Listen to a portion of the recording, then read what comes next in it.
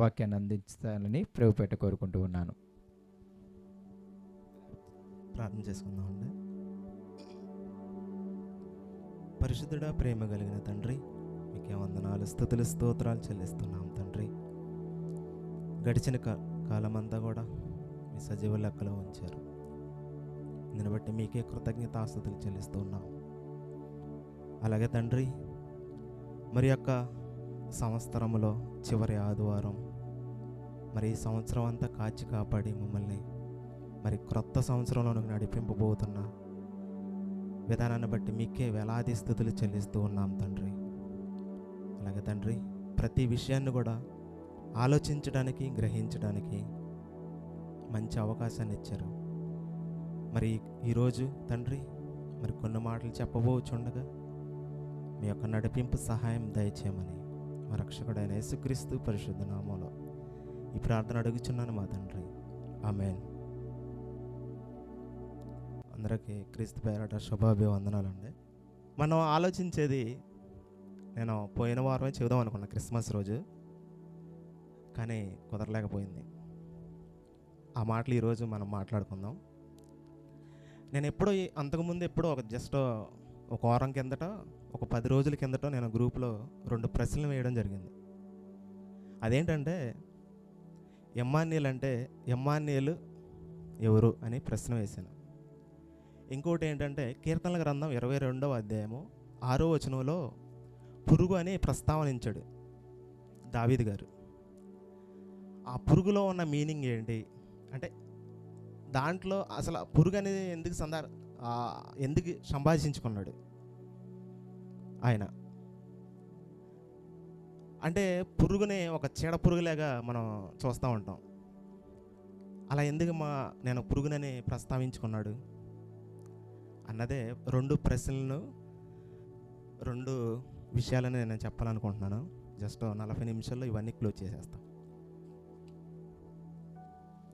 మనం ముందుగా ఎమ్మాన్యుయేలు గారి గురించి చూస్తే, యెషయా గారు కాలంలో ఆల్రెడీ మీకు యూదుల చెర, అలాగే ఇజ్రాయేల్ చెర, ఈ 2 చెరల గురించి చెప్పాను మీకు. చెప్పినప్పుడు వాళ్ళు డిఫరెంట్గా చక్కగా చెరల్లోకి వెళ్ళిపోయారని చెప్పాను. కొన్ని సంవత్సరాల వ్యవధిలో ఆ చెరల్లోకి వెళ్ళిపోయిన తర్వాత వాళ్ళు ఎందుకు చెరకు వెళ్ళారు అన్న ఉద్దేశాన్ని కూడా చెప్పాను నేను. వాళ్ళు ఇద్దరు కూడా, యాకోబు గారు పిల్లలు ఇద్దరు కూడా చెరకు వెళ్ళకముందు జరిగిన సంఘటన ఇది. ఇంకా చెరకు వెళ్ళబోతారు ఇజ్రాయేల్ కూడా, యూదులు కూడా చెరకు వెళ్ళబోతారన్న సందర్భంలోనే జరిగిన హిస్టరీ ఇది. ఆ ఎమ్మాన్యుయేలు ప్రస్తావన అప్పుడు జరిగిందనమాట. అదేంటంటే, జస్ట్ నేను చెప్పిన తర్వాత బైబిల్లోకి వెళ్తాను. ఇజ్రాయేల్ రాజు ఆల్రెడీ అప్పటికి విడిపోయి ఉంటాడు. ఇజ్రాయేల్ రాజు విడిపోయిన తర్వాత ఈయన ఏం చేస్తాడంటే, వేరే రాజుతో టైఅప్ అయిపోయి యూదుల రాజు మీదకి వచ్చి యూదులందరిని చంపేయాలని డిసైడ్ అయిపోతాడు. ఎమ్మాన్యుయేలు ప్రస్తావన చెబుతున్నాం. క్వశ్చన్ నెంబర్ 1 చెప్పినప్పుడు, మరి యూదుల ద్వారాగే కదా యేసుక్రీస్తు వచ్చింది. మరి యూదులను చంపేస్తే యేసుక్రీస్తు రావడం ఆగిపోతాడుగా, అంతేనే కాదా? ఆల్రెడీ ఇజ్రాయేల్ ఒక డివైడ్ అయిపోయి ఉన్నారు, యూదులు ఒక డివైడ్ అయిపోయి ఉన్నారు. మరి యోధా గోత్రం నుండే కదా వచ్చేది. అయితే వీళ్ళు ఆలోచిస్తూ ఉన్నారు, యూదుల్ని చంపేయాలి అని ఫిక్స్ అయిపోయారు. ఇజ్రాయేల్ రాజు పెకకు అనే ఒక రాజు ఉంటాడు. ఈ రాజు వెళ్ళి సిరియా రాజు రెజినా అనే ఒక రాజుతో టైఅప్ అయ్యి, ఇదిగో వీళ్ళని తొందరగా లేపేయాలి, వీళ్ళని చంపేయాలి, అసలు వీళ్ళు ఉండకూడదు అని ఫిక్స్ అయిపోతాడు. వాళ్ళిద్దరు రాజులు ఫిక్స్ అయిపోయి రాయబారం చక్కగా ఫ్రెండ్షిప్ లాగా జరుగుతూ చక్కగా ఆలోచిస్తూ ఉంటారు వీళ్ళు. మరి యూదుల రాజుకి భయం వేస్తూ ఉంటుంది. భయం అంటే, అష్షూరులు దండంటే, నేను ఆల్రెడీ బబులోనీలు అంటే ఒక రాజు మాత్రమే కాదు, ఆయన కింద బోళ్ళంతమంది రాజులు ఉంటారని చెప్పాను. అలాగే అష్షూరులు కూడా ఒక పెద్ద సామ్రాజ్యం. ఆ సామ్రాజ్యంలో పిలసర్ అనే రాజు ఉంటాడు. ఆయనను చూసి యూదుల రాజు భయపడిపోతాడు, వణుకుపోతూ ఉంటాడు. అమ్మో ఎప్పుడొచ్చి నన్ను చంపేస్తారు, మా మొత్తాన్ని చంపేస్తారని ఫిక్స్ అయిపోతాడు. అలా ఆలోచించుకుంటూ ఉన్నప్పుడు ఒక్కసారి వాళ్ళిద్దరు ఆల్రెడీ టైఅప్ అయిపోయారుగా, యుద్ధానికి వస్తూ ఉంటారు మీదకి. యుద్ధానికి వచ్చినప్పుడు మరి యూదుల రాజు ఏం చేస్తాడు? ఆ కాలంలో ఉన్న యూదుల రాజు భయపడిపోతాడు. ఆల్రెడీ భయంతో వణుకుతూ ఉంటాడు. మరి యూదులలో చాలా చాలా గొప్ప వ్యక్తులు ఉన్నారు, గొప్ప ప్రవక్తలు ఉన్నారు, గొప్ప నాయకులు ఉన్నారు, యాజకులు, ప్రధాన యాజకులు ఉన్నారు. వీళ్ళందరితో దేవుడు మాట్లాడతాడు కదా, ఎప్పుడైనా మాట్లాడతాడు. నువ్వు అంత కంగారు పడాల్సిన అవసరం లేదు, అసలు నేను నీ వెనకమాల నేనున్నాను, నువ్వంతా కంగారు పడాల్సిన అవసరమే లేదు అని చెబుతాడు. కానీ వాళ్ళ సామ్రాజ్యాన్ని చూసి ఒక్కసారి ఈ రాజుకి ఏం చేయాలో అర్థం కాక వాళ్ళతో కూడా వెళ్ళి అశ్షూరులతో చేయగలుపుతాడు యూదుల రాజు. ఆ రాజు పేర్లు అందరూ నేను చెబుతాను తర్వాత. వెళ్ళి కలిసిన తర్వాత, అయ్యా ఇదిగో మా దేశం మీదకి, మా ప్రజల మీదకి రామాకయ్యా, ఇదిగో నీకు కావాలంటే దాన్ని గిఫ్ట్ ఇస్తాను అని ముందుగానే రాయబారం మాట్లాడుకుంటూ వెళ్తాకి. అక్కడికి వెళ్ళిన తర్వాత మరి వాళ్ళందరికీ ఒక బహుమానంగా ఏదైనా ఇవ్వాలంటే ఏం చేయాలి? మరి పెద్ద గోల్డ్ కానీ వెండి కానీ ఇవన్నీ తీసుకొని వెళ్ళాలి. ఆ కాలంలోనే డబ్బు హోదా ఏంటంటే అదే మనీ పరంగా చూస్తే. ఒక గిఫ్ట్ ఇవ్వాలంటే ఒక గోల్డ్ బంగారం తీసుకుని ఇవ్వాలి. అలా తీసుకొని ఇవ్వడానికి గల ఏం చేశాడంటే యూదుల రాజు యెరూషలేము దేవాలయంలో ఉన్న బంగారాన్ని, ఆ పాత్రలన్నీ తీసుకొని సగం వెళ్ళి గిఫ్ట్ కింద ఇచ్చేసాడు. దేవుడికి ఎంత కోపం వచ్చింది చూడండి ఒకసారి. చాలా చాలా భయంకరమైన కోపం వచ్చింది. అసలు ఎవరికో వేరే ఆయనకు భయపడి నువ్వు వెళ్ళి రాయబారం ఉండవు, ఇదిగో వాళ్ళు వచ్చేస్తున్నారని వాళ్ళతో చేయగలపడానికి, అలాగే వాళ్ళకి బహుమతులు ఇవ్వడానికి నీ సొంతే కాకుండా మళ్ళీ దేవాలయంలో తీసుకుని వెళ్ళి ఇవ్వడానికి పూనుకున్నాడు. అలా పూనుకోవడం వెళ్ళి గిఫ్ట్ ఇచ్చేసి వచ్చేసాడు. అంటే ఇచ్చేసిన తర్వాత మన మీదకి రారులే అన్న ఆలోచన. ఈ రాజు ఏం చేశాడంటే ఒక సొంత ఆయన మైండ్ని మాత్రమే ఫిక్స్ చేసుకున్నాడు. ఆయన వెనకమల దేవుడు ఉన్నాడు, ఇదిగో ప్రవక్తలు ఉన్నారు, వాళ్ళు మాట్లాడతాడు, వాళ్ళ ద్వారా మాట్లాడతాడు దేవుడు అని ఏం ఆలోచించలేదు. పైపెచ్చు దేవాలయంలో ఉన్న పాత్రలని, సామాగ్రిని తీసుకెళ్ళి ఆయనకి కానుకగా అప్పు చెబుతాడు. అలా ఇచ్చిన తర్వాత దేవుడు ఎంటర్ అయిపోయాడు వెంటనే యెషయా గారికి దర్శనం కాదు, రియల్గానే మాట్లాడతాడు. వచ్చి వెళ్ళిపోయి ఆ రాజు దగ్గరికి వెళ్ళి చెప్పు అని చాలా కోపంతో మాట్లాడతాడు దేవుడు. నేను ఎంతకాలం మిమ్మల్ని నడిపించుకుంటూ వచ్చి ఇవన్నీ చేస్తే నేనేమన్నా ఏం చేయలేనటువంటి వాడినా, యుద్ధాలు ఏం చేయలేనటువంటి వాడినా, వెళ్ళి చెప్పు అని పంపిస్తాడు. అసలు అంత సామ్రాజ్యం, అంత అశ్షూరు దండి, అంత బలాద్యులు ఉన్నా కానీ వీళ్ళు ఒక మనిషి ఆలోచన ఎలా ఉందంటే సైడ్ అయిపోతున్నారు. దేవుడు అంటే విశ్వాసంలో లేకుండా అవిశ్వాసంలో కోల్పోతున్నారు, అవిశ్వాసంతో ఉండిపోతున్నారు. ఇది దేవుడు చేయగలడు, ఇది దేవుడు పక్కగా చేస్తాడు అన్న ఆలోచన మీద లేరు జనాలు కూడా. ఇప్పుడు కూడా దేవుడు అంటే చేస్తాడులే అండి, ఎప్పుడోకప్పుడు నయం చేస్తాడులే అన్న ఆలోచనతో ఉండిపోయారు. ఆ కాలంలో ఆ రాజు కూడా అలాగే ఉన్నాడు. అప్పుడు యెషయా గారు వెళ్ళి చెప్పిన ప్రవచనమే ఈ ప్రవచనం. ఏం ప్రవచనం? ఇదిగో కన్యక గర్భవతి కుమారుని కనును, అతనికి ఇమ్మానుయేల్ అని పేరు పెట్టిను. ఇదిగో సూచన అంటే ఎవరికి సూచన? అది ఎవరికి సూచన? యూదులందరికీ సూచన అది. చూడండి మీరు, ఇదిగో యెషయా గారికి ఒక కుమారుడు పుడతాడు. ఆల్రెడీ ముందు ఒక కుమారుడు పుట్టాడు. ఆ కుమారుడిని తీసుకుని వెళ్ళు, యూదుల రాజు దగ్గరికి వెళ్ళి చెప్పు, వినపోయినా సరే నో ప్రాబ్లం అని చెబుతాడు దేవుడు. సరే చూద్దాం, చూడండి. యెషయా గ్రంథం 7వ అధ్యాయం మొదటి నుండి ఒకసారి చూద్దాం.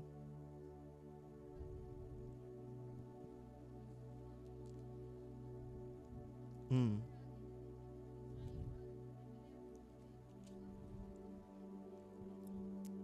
ఆ. 3వ వచనం చదవండి. ఆ.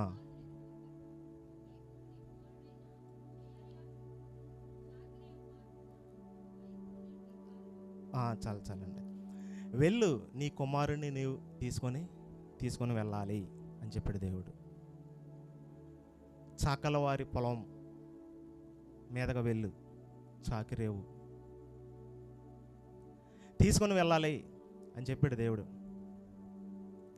చెప్పినప్పుడు మరి యూదులు రాజు దగ్గరికి వచ్చి ఈ విషయాన్ని ఇన్ఫర్మేషన్ చెప్పాడు.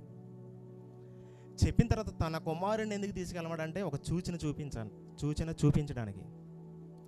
దానితో పాటు ఏ సూచన అంటే పుట్టబోయేవాడు సూచన. ఇదిగో యెషయా గారి ద్వారాగా ఇంకో కుమారుడు పుట్టబోతున్నాడు. ఆ కుమారుడే ఇమ్మానుయేలు గారు. షాక్ అయిపోయారండి. యెషయా గారికి ఇంకో కుమారుడు పుట్టబోతున్నాడు, ఆయనే ఇమ్మానుయేలు. ఇదిగో సూచన వెళ్ళి చెప్పు, ఆ రాజుకి వెళ్ళి చెప్పు. ఇదిగో ఆ కుమారుడు పుట్టి ఆయనకు వివేకం వచ్చిన తర్వాత ఆ ఇద్దరు రాజులు చచ్చిపోతారు, ఆ ఇద్దరు రాజులు చనిపోతారు అని సూచన చెబుతున్నాడు దేవుడు. ఆ సూచన చెప్పినప్పుడు వచ్చి ఒకసారి మనం 2వ రాజుల గ్రంథంలో ఒకసారి క్లియర్గా ఉంటుంది, దాంట్లో కూడా చూద్దాం. ఒకసారి 16వ అధ్యాయము మొదటి నుండి ఒకసారి చూద్దాం. 2వ రాజుల గ్రంథం 16వ అధ్యాయము మొదటి నుండి ఒకసారి చూడండి.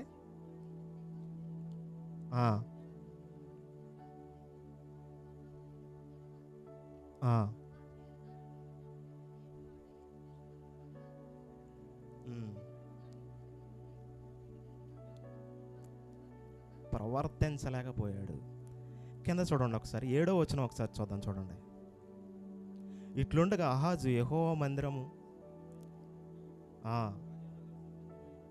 సామాగ్రిలోనే అష్షూరు రాజుకు కానుకగా పంపెను. చాలండి. ఇక్కడ అష్షూరు రాజుకి కానుకగా పంపించాడు. ఆ అష్షూరు రాజు 10వ వచనం చూడండి. అష్షూరు రాజైన తిగ్లత్ పిలెసరు తీసుకొని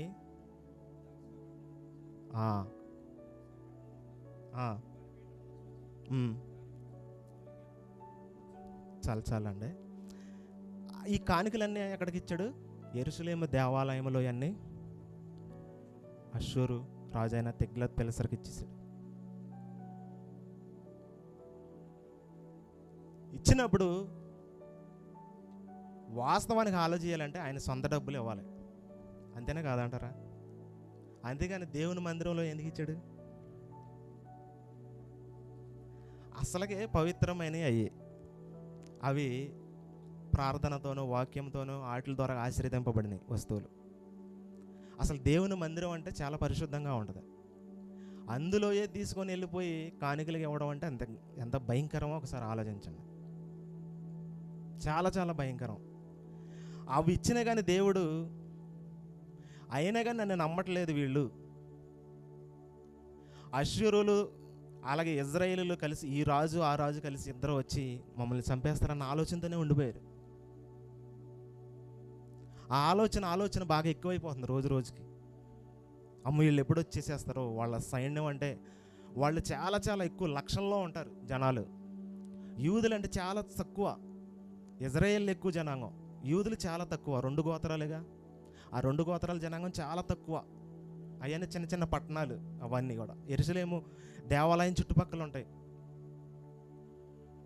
ఆ చుట్టుపక్కల ఉంటే వీళ్ళు ఆ దేవాలయం చుట్టుపక్కల మొత్తం సరౌండింగ్లో ఉన్నారు. అంటే యోధా దేశం చుట్టుపక్కల సరౌండింగ్ అంతా వీళ్ళే, మధ్యలో వీళ్ళు ఉన్నారు.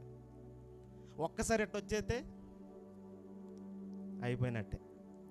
సముద్రంలో వెళ్తుంది పడవ, వెళ్ళినప్పుడు ఒక్కసారి మునిగిపోతే ఏమైంది? మునిగిపోయిద్ది. అట్టగే అనుకుంటున్నారు వీళ్ళ ఆలోచన కూడా అలాగే ఉంది. వాళ్ళు ఎప్పుడైతే మన మీద యుద్ధం చేయడానికి వస్తారో మనలో ఒక్కడు కూడా మిగలడు, ఒక్కరు కూడా, అందరం చచ్చిపోతాం అని ఫిక్స్ అయిపోయారు వాళ్ళు.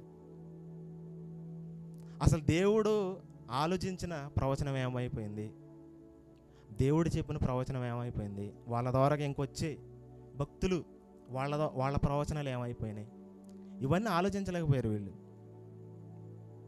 ఇంకా యేసుక్రీస్తు కాలానికి ఇంకా రావాలి కదా, వీళ్ళంత జనాంగం పెరగాలి కదా. యేసుక్రీస్తు పూర్వం 745లో జరిగింది ఇది సంఘటన. మరి అన్ని సంవత్సరాలు ఇంకా చరిత్ర జరగాలంటే ఇంకా ఎవరు ఉండవని ఫిక్స్ అయిపోతున్నారు వీళ్ళు.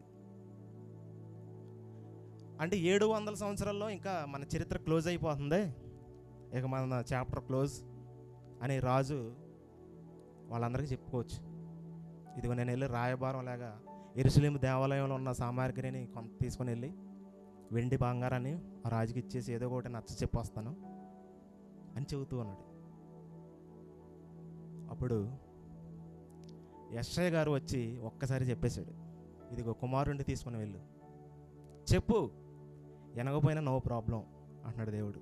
చెప్పు, ఇదిగో నీకు ఒక కుమారుడు పుడతాడు. ఆ కుమారుడు పుట్టగానే ఆ ఇద్దరు రాజులు, ఇజ్రాయేల్ రాజు, సిరియా రాజు, వీళ్ళిద్దరు కూడా చచ్చిపోతారు అని చెబుతున్నాడు దేవుడు. కన్యక గర్భవతి కుమారుని కనును. కన్యక అంటే హిబ్రూ భాషలో మనం ఆలోచిస్తే పెళ్లి వయసుకు వచ్చిన స్త్రీ అని, ఆల్మా బితులా అని అంటారు హెబ్రీలో. పెళ్లి వయసుకు వచ్చిన స్త్రీ, ఆ ఏజ్లో ఉన్నామనే కన్యక అని పిలిచాడు దేవుడు. అంటే యవనస్తులు వాళ్ళిద్దరు. యెషయా గారు యవనస్తుడే, అలా సతీమణి కూడా యవనస్తురాలు. అలా పిలిచాడు దేవుడు. పెళ్లి వయసుకు వచ్చిన స్త్రీలని కన్యక అని అంటారు. దీని గురించి చాలామంది డిస్కస్ చేశారు, చాలా. ఇది పోలిక. కన్యక అంటే మరి యేసుక్రీస్తు కదా, ఇది కన్యక గర్భవతి మరియమ్మ కదా అని అనొచ్చు. అక్కడ పోలిక చెప్పబడింది, ఇక్కడ నెరవేరింది. మరి ఇమ్మానుయేల్ అంటే అక్కడ యేసు ప్రభు కదా, మరి యెషయా కుమారుడు ఎలా అవుతాడు అంటారు. అంతేనా కదా మీకు వచ్చే డౌట్? యెషయా గారికి ఇమ్మానుయేల్ అనే కుమారుడు కూడా ఉన్నాడు. ఇక్కడ మనం బైబిల్ చదివేటప్పుడు క్లియర్గా ఆలోచించేది ఏంటంటే, దేవుడు ఒక ప్రవచనం చెప్పాడు అనుకోండి, ఆ ప్రవచనాన్ని కొన్నిసార్లు ఒక్కళ్ళకి మాత్రమే సూట్ అయ్యేటట్టుగా చెబుతాడు. అసలు ఎక్కువ ప్రవచనాలన్నీ యేసుక్రీస్తు గురించి చెప్పాడు. ఇప్పుడు వరకు బైబిల్లో ఉన్నాయి అన్నీ కూడా, అన్నీ యేసుక్రీస్తు కోసమే చెప్పాడు ప్రవచనాలన్నీ. అవన్నీ న్యూ టెస్టమెంట్లో అందరూ ఎత్తి మాట్లాడుతూ ఉంటారు భక్తులు, ఇది ఈ టైంలో ఈ ప్రవచనం నెరవేరింది, ఆ టైంలో ప్రవచనం నెరవేరిందని. కానీ ప్రత్యేకంగా కొన్ని ప్రవచనాలు ఉంటాయి. ప్రవచనం అంటే ముందు జరగబోయేదని చెప్పేది. ఆ ప్రవచనాన్ని ఇద్దరు వ్యక్తులకు సూట్ అయ్యేటట్టుగా చెప్పాడు. ఆ ప్రవచనమే ఇది. దాన్నే డ్యూల్ ప్రొఫెసీ అంటారు. అంటే ద్విముఖ ప్రవచనం. దాంట్లోనే ఇద్దరు వ్యక్తులకు సూట్ అయ్యిద్ది. అప్పుడు ఆ కాలంలో ఉన్న వారికి సూట్ అయ్యిద్ది, ఇప్పుడు జరగబోయే యేసుక్రీస్తు 700 సంవత్సరాలకు వచ్చే క్రీస్తు వారికి సూట్ అయ్యేది. దాన్ని ఇద్దరికి వర్తించింది కాబట్టి దీన్ని చాలామంది భ్రమపడ్డారు. దీన్ని చాలామంది భ్రమపడిపోయారు ఇప్పుడు వరకు. అది ఎలా సూట్ అయ్యిద్ది? ఆ కాలంలో ఇద్దరు రాజులు చచ్చిపోతారని చెప్పాడు కదా, మరి ఏ రోజు ఇక్కడ చచ్చిపోయాడు కదా యేసుక్రీస్తు కాలంలో. అంటే మరి ఇది డిఫరెన్స్ చూడాలి ఒకసారి. మరి కుమారుడు పుట్టంగానే ఇద్దరు రాజులు చచ్చిపోయారు అక్కడ, అది వాళ్ళకి సూచన.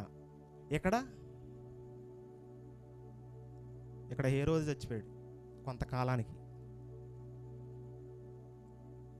మరి ఇక్కడ ఇద్దరు రాజులు లేరుగా, దీన్ని డిఫరెంట్ చూడలేకపోయారు.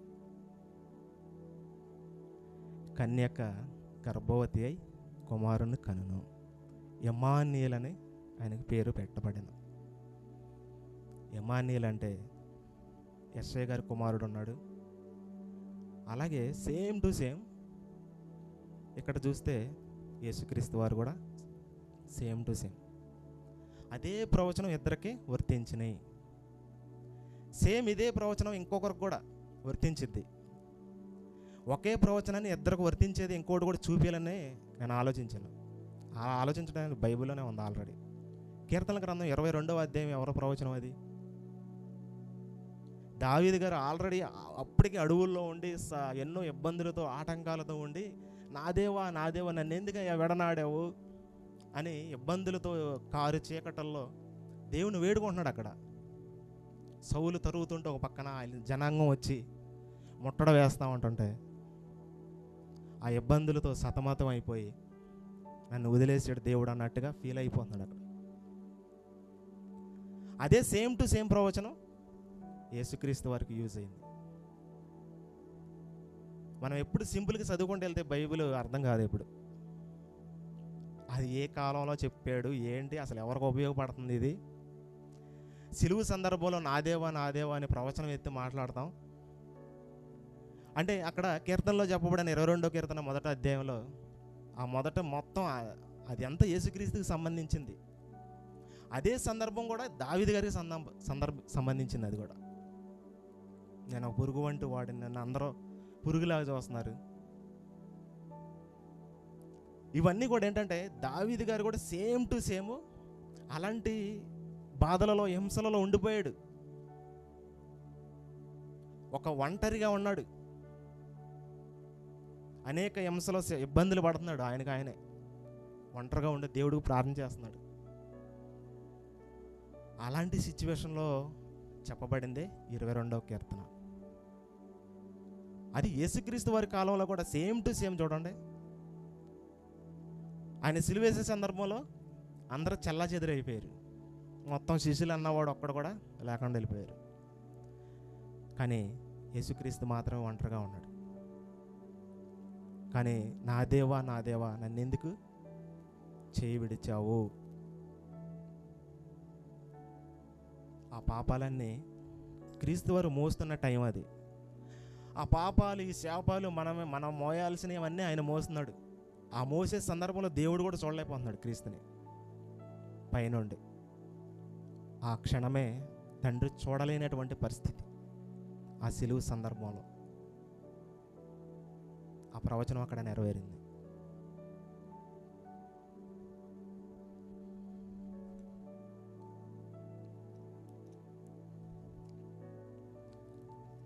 యెషయా గ్రంథం ఒకసారి చూసి వేరే దాంట్లో 9వ అధ్యాయం 6వ వచనం చూస్తే, ఏలయనగా మనకు శిశువు పుట్టెను, మనకు కుమారుడు అనుగ్రహించబడిన, ఆయన భుజము మీద రాజ్యభారము ఉండెను. ఆశ్చర్యకరుడు, ఆలోచనకర్త, బలవంతుడైన దేవుడు, నిత్యుడగు తండ్రి, సమాధానకర్తయగు అధిపతి అని అతనికి పేరు పెట్టబడెను. ఇది ఆయనకి చెప్పబడిన ప్రవచనం. ఇందులో ఎవరికి యాడ్ అవ్వదు. ఇది అసలు ఎటువంటి వ్యక్తికి కూడా పోల్చడానికి కూడా లేదు. కొన్ని ప్రవచనాలు దేవుడు చెప్పినప్పుడు ఆ కాలంలో ఉన్న వాళ్ళకు వర్తించేగా చెప్పాడు. రాబోయే తరాలలో యేసుక్రీస్తు వస్తాడు, ఆయన కూడా సూటబుల్ అయ్యే ప్రవచనం చెప్పాడు. దాన్నే ద్విముఖ ప్రవచనం అంటారు తెలుగులో. ఈ ప్రవచనాలు తేడాగా లేకపోతే మనం వాక్యం అర్థం చేసుకోవటం కష్టం. మీకు అర్థమైందని అనుకుంటున్నాను.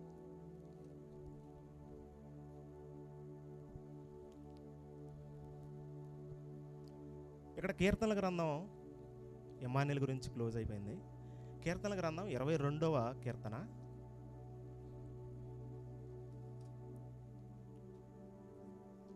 6వ వచనం ఒకసారి చూడండి.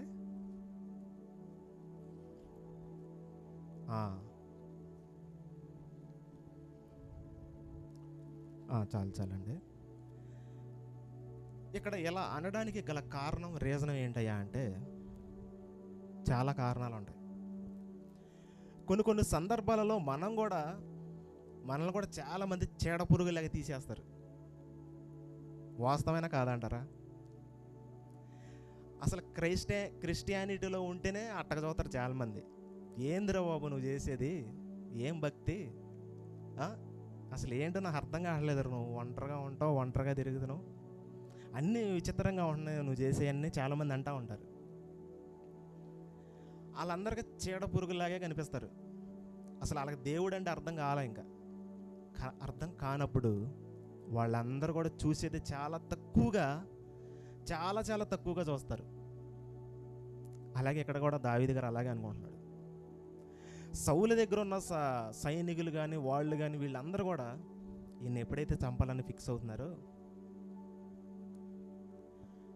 ఆయనే డిసైడ్ చేసుకుంటున్నాడు. ఏంటి, నేను సమాజం దృష్టిలో ఒక పురుగులాగా కనిపిస్తున్నా, ఈ సమాజం దృష్టికి నేను ఒక చీడ పురుగులాగా కనిపించాను అని దేవుడికి మొరపెట్టుకుంటున్నాడు. ఆయన చాలా గొప్ప కార్యాలు చేశాడు, మరి అవన్నీ మర్చిపోయారు. గొలియాతుని చంపాడు. అది మామూలు విషయం ఏంటి? మామూలు విషయం కాదు. అసలు సౌలు రాజే బారిపోతాడు గొలియాతుని చూస్తే. అలాంటోడు సైలెంట్ అయిపోయాడు. మరి ఏం చేస్తాం? కానీ అలాంటి పేరు దాల్చిన దావీదు గారు అందరి దృష్టిలో ఏమనుకుంటున్నాడు? నేను పురుగులాగా కనిపిస్తున్నాను. వాస్తవానికి అసలు పురుగు అంటే ఏంటి మీనింగ్? పురుగు అంటే మీనింగ్ ఏంటి?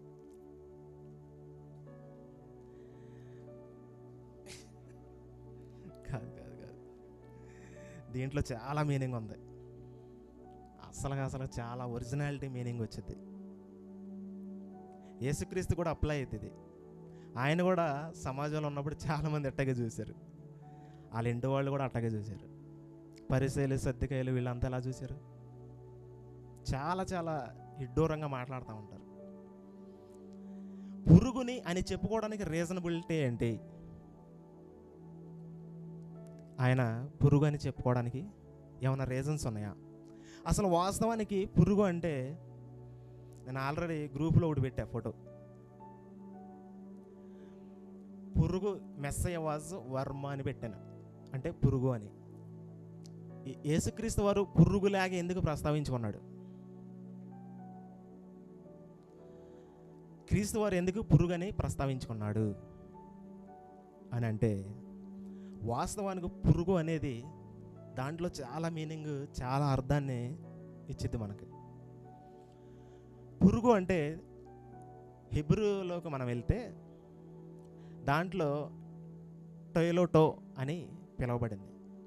ఈ పురుగు టొయలోటో అని ప్రస్తావించారు.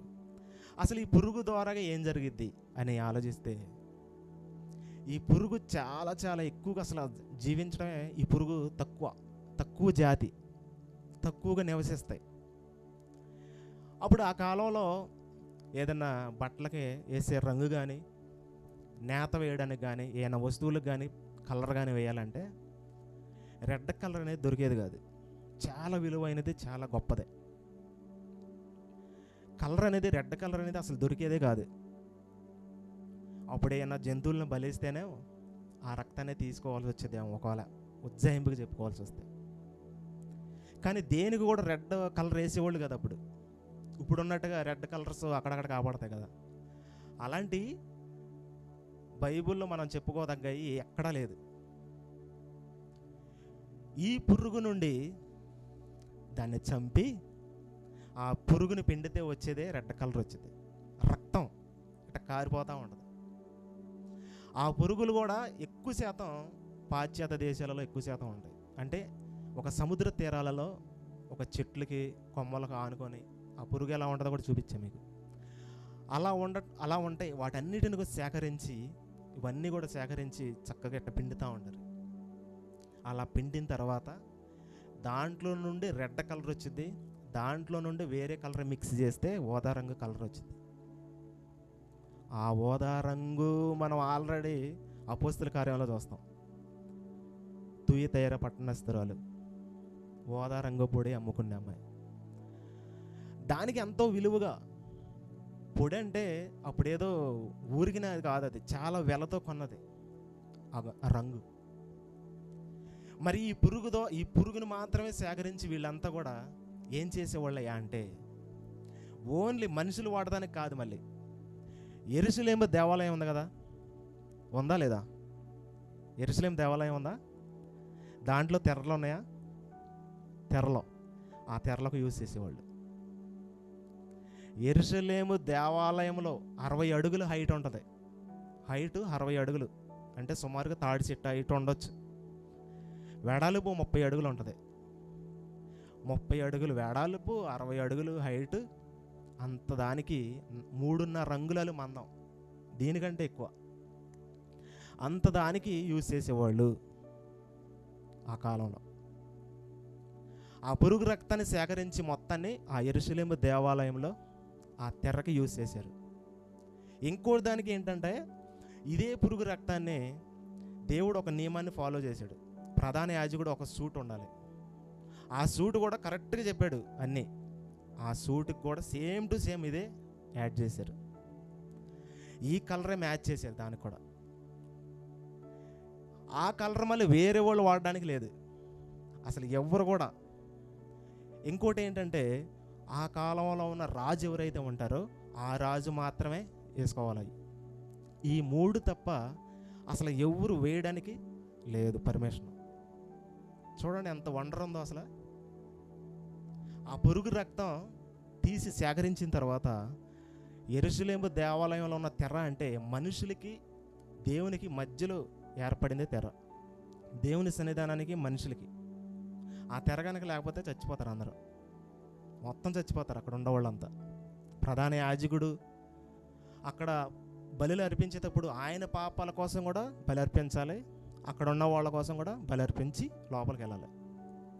ఆ తెర అడ్డుపరిచేది దేవుడికి మనుషులకి. అలాంటప్పుడు ఎంత పవిత్రమైన దానికి యూజ్ చేశారు చూడండి. ఆ కాలంలో దానికి యూజ్ చేశారు ఈ పురుగు రక్తం.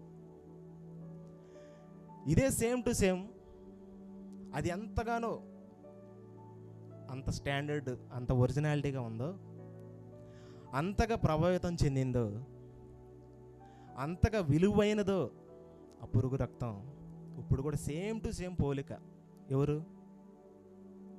యేసుక్రీస్తు రక్తం. యేసు రక్తం ప్రతి పాపము నుండి విడిపిస్తుంది. అది అమూల్యమైన రక్తం, అది నిష్కలంకమైన రక్తం. ఆ పురుగు నుండే, అందుకే నేను పురుగుని అని ప్రస్తావించుకున్నాడు దేవుడు. ఆ పురుగులో క్వాలిటీస్ ఏమున్నాయి అని మనం వెనక్కి వెళ్ళి ఆలోచిస్తే ఇన్ని బెటర్ క్వాలిటీస్ ఉన్నాయి. ఆ పురుగు ఎదగకుండా, అది సంతానోత్పత్తి చెందకుండా కూడా కొంతమంది ఏం చేస్తున్నారు, చంపి పిండేస్తున్నారు. అది ఇంకా కలర్ కూడా ఉండంగా దొరకటం కష్టం. ఇంకా అది అలా అలా అలా క్రొత్త నిబంధనలకు వస్తే ఆ పురుగు ఏమి సూచిస్తుందయ్యా అంటే, ఇదిగో క్రీస్తు రక్తాన్ని చూపిస్తుంది. ఇప్పుడు ప్రపంచ జనాల కోసం, ప్రపంచ మానవాళి కోసం క్రీస్తు పడిన త్యాగం, ఆయన రక్తమే. ఇంకా వేరే రక్తం యాడ్ అయిద్దామన్నా ఏం సూటబుల్ అవడానికి లేదు ఛాన్స్. ఆయన రక్తం మాత్రమే పవిత్రులుగా చేస్తుంది. ఆయన రక్తం మాత్రమే. ఆయన దగ్గరికి వస్తేనే, ఆయన సిలువ దగ్గరికి వస్తేనే పాపి అనేవాడు విమోచన దొరికింది. ఆ కాలంలో ఈ పురుగుని యూజ్ చేసి ఎలా అయితే పవిత్రమైన వస్తువులకి, పవిత్రంగా పిలువబడ్డే వారికి, మంచి హోదాలో ఉన్న వారికి యూజ్ చేశారు. ఇప్పుడు యేసుక్రీస్తు వారు అలా కాదు. క్రీస్తు రక్తం ప్రతి ఒక్కరికి యూజ్ అయ్యిద్ది. ఉండేవాళ్ళు లేరు, తక్కువ వాళ్ళు లేరు, హైలైట్గా ఉండేవాళ్ళు, రాజులు అనేవాళ్ళు లేరు, కింద అధిక బాగా లో క్లాస్లో ఉన్న జనాలకైనా యూజ్ అవుతుంది. ఆ కాలంలో అంటే దాన్ని చంపి తీసుకురావాలంటే చాలా కష్టం. ఎన్ని లక్షల పురుగులు, కోట్ల పురుగులను చంపితే 1 కేజీ 2 కేజీలో వచ్చింది. అంత బ్లడ్ రావాలంటే, అంత పెద్ద తెరకు పూయాలన్నా, అంత రాజు వస్త్రాలు ధరించాలన్నా, అంత ప్రధాన యాజకుడు ఒక యాజకుడే కాదు కదా, వందకొందొక తరతరాలుగా మారే కొద్దిగా అదే సూట్ వేయాలి. అదంతా చేయాలంటే ఎన్ని పురుగులు నాశనం అయిపోవాలి, ఎన్ని పురుగులు చంపబడాలి. అదే క్రీస్తు రక్తం. 2 విషయాలు చెప్పి నేను ముగించేస్తాను. ఇక్కడ యాకోబు గారు కూడా నేను పురుగు వంటి వాడని కానా అంటాడు. చూడండి ఒకసారి. ఇంకో రెఫరెన్స్ చూస్తే మీకే డౌట్ వచ్చింది మళ్ళీ, అందుకనే అందులో కూడా తీసుకెళ్తామని. యెషయా గ్రంథం 41వ అధ్యాయం 14వ వచనం ఒకసారి చూద్దాం.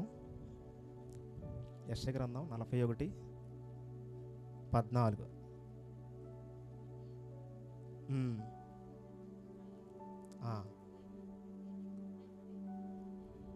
చాలండి.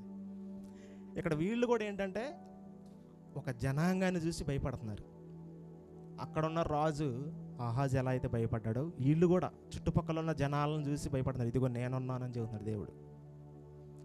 నేనున్నాను, పురుగు వంటి స్వభావం కలిగిన ఓ యాకోబు, నేనున్నాను నీకు అని సెలవిస్తున్నాడు. ఇంకోటి చూసుకుంటే యోబు గ్రంథం 25వ అధ్యాయము,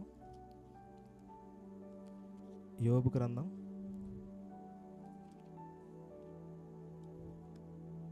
25వ అధ్యాయము 6వ వచనం ఒకసారి చూడండి.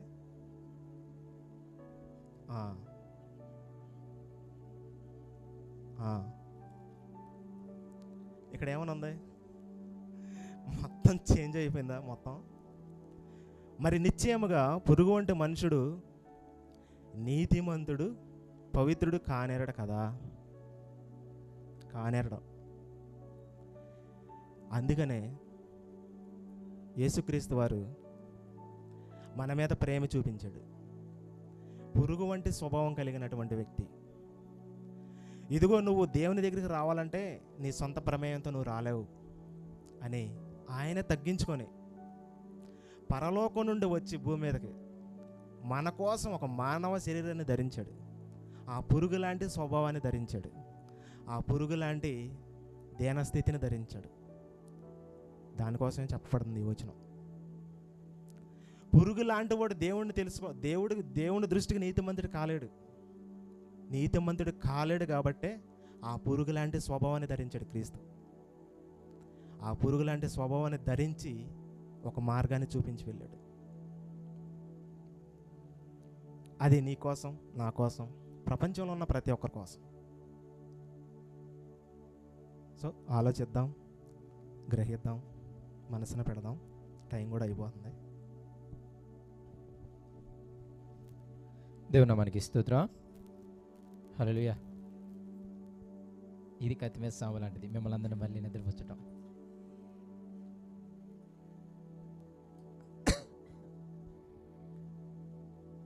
అందరం కూడా మరి